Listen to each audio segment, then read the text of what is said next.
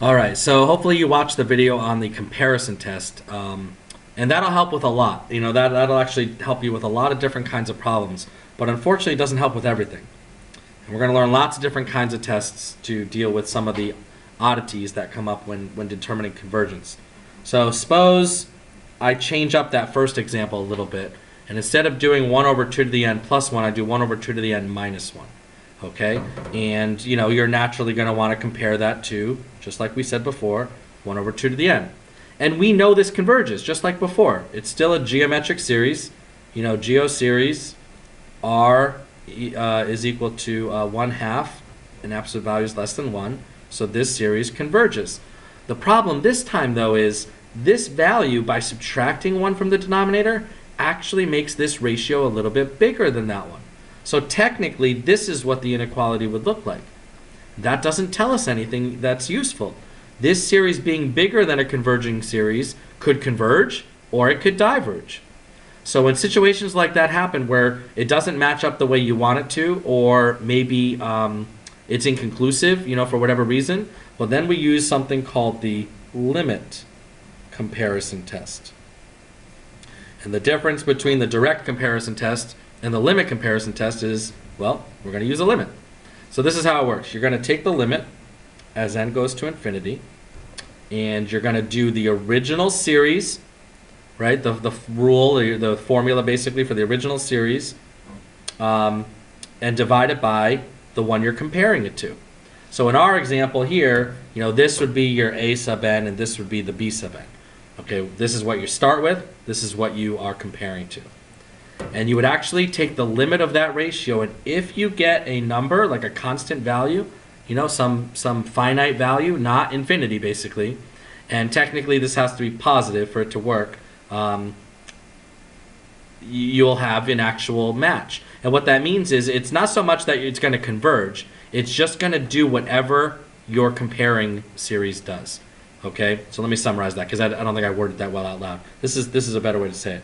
So if this works, so I'm going to start with this. If this, then, I don't know, can I do that? If this, then if b sub n converges, then a sub n converges. If b sub n diverges, then a sub n diverges. What I was trying to say is they do the same thing. If you end up getting a constant value, then both series do the same thing. And odds are you're going to be able to show this one, because that's the whole point of picking a b sub n, is that we can actually get the solution to its convergence or not easier than we can the original one. If we could do the original one, we wouldn't be talking about this.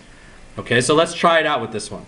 So I'm going to take the limit as n goes to infinity, my original series, so 1 over 2 to the n minus 1, divided by my comparing series, which is just 1 over 2 to the n, and I'm going to find that limit.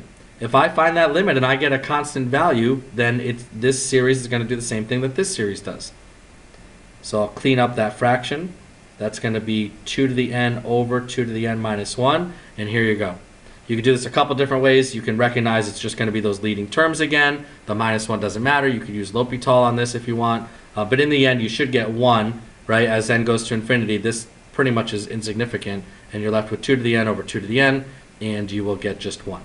So because the b sub n series converged, I know my a sub n series converges, and you simply say converges by the limit comparison test, or LCT for short. Okay, and this would be the work that would justify it right here. Okay, so you would show that your comparing series converged, you would do your limit, and then this would be your conclusion. I'm just saving paper here, and that's how you would use the limit comparison test. Okay, hopefully that helps. That should be all you need. If you're having trouble determining which one to use, just try one. Eventually you're going to get a feel for it, because this right here doesn't help us. That's inconclusive. Inconclusive for doing a direct comparison. Okay, so if that happens, well, okay, I guess you needed the limit comparison test instead.